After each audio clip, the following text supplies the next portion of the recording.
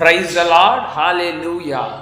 இன்று நம் ஆண்டவராகிய இயேசு கிறிஸ்து உங்களுக்கு தருகின்ற இறைவார்த்தை ஏசாயா 40ஆம் அதிகாரம் 29வது வசனம்.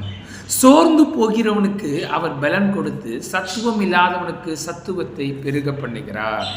ஆமென், ஹalleluya. இந்த காணொளியை பார்த்து கொண்டிருக்கிற நீங்கள் சோர்வில் இருக்கீங்களா சகோதர சகோதரிகளே? இன்று ஆண்டவராகிய இயேசு கிறிஸ்து உங்களுக்கு பலத்தை தரப்போகின்றார்.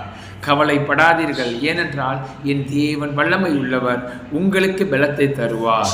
இதை நாம் வேதத்திலே தியானிக்கும் பொழுது, எலியா என்ற மனிதனை குறித்து நாம் தியானிக்கும் பொழுது 1 ராஜாக்களின் புஸ்தகம் 18ஆம் அதிகாரத்திலே இந்த எலியா ஒரு எழுப்புதலின் வீரனாக இருக்கின்றார்.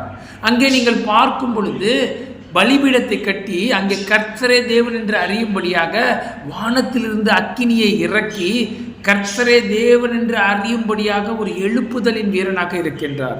அங்கே பாகாலின் தீர்க்கதரிசிகள் 450 பேரை வெட்டி போட்டு கர்த்தர் தெய்வம் என்று வெளிப்படும்படியாக இந்த எலியா அங்கே விளங்குகின்றார்.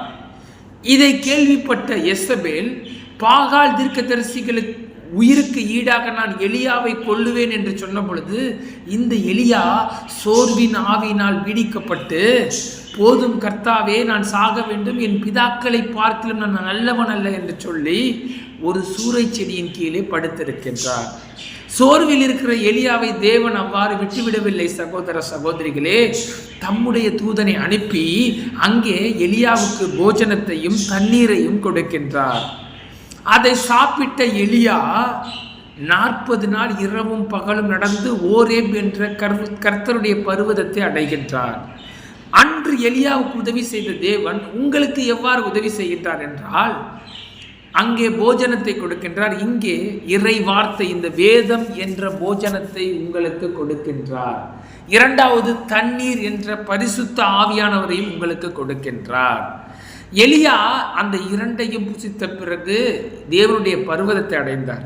அதுபோல நீங்கள் இன்று சோர்விலே இருக்கிறீர்களா? உங்களுக்கு இறை வார்த்தையை தருகின்றார், பரிசுத்த ஆவியானவருடைய அபிஷேகத்தை தருகின்றார். அவற்றை பெற்றுக்கொண்ட நீங்கள் தேவனுடைய பர்வதத்தை அடையக்கூடிய அனுபவத்தை பெற வேண்டும் சகோதர சகோதரிகளே. இன்று ஆண்டவர் இந்த சோர்வில் இருக்கீங்களா? இன்று உங்களுக்கு வேதத்தையும் தருகின்றார், பரிசுத்த ஆவியானவரை தந்து சோர்விலிருந்து என் இயேசு நீக்குகின்றார். இன்றே நீங்கள் இயேசுவே ஆண்டவர் என்று அறிக்கையிட்டு அவருடைய பிள்ளைகளாக ஜெபத்திலே தரித்திருங்கள் சகோதர சகோதரிகளே. இந்த காணொளியை பார்க்கிற உங்களுக்கு இன்று சோர்வு நீங்குகின்றது, தம்முடைய பரிசுத்த ஆவியானவரை தருகின்றார். நாம் ஜெபிப்போமா? ஸ்தோத்திரம் தகப்பனே. அப்ப அந்த காணொளியை பார்த்து கொண்டிருக்கின்ற பிள்ளைகளுக்கு